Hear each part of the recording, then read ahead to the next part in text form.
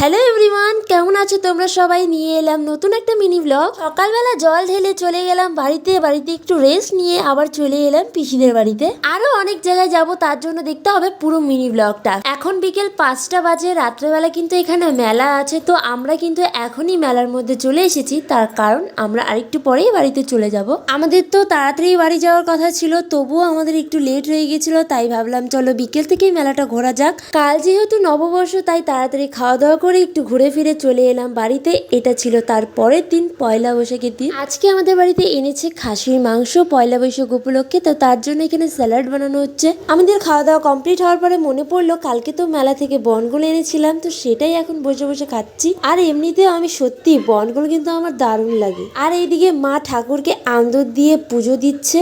আচ্ছা, তোমাদের বাড়িতেও কি এরকম হয়? তো যাই হোক, ভিডিওটা কেমন লাগলো অবশ্যই জানিও। দেখা হচ্ছে অন্য কোনো মিনি ব্লগে। আজকের মতো টাটা।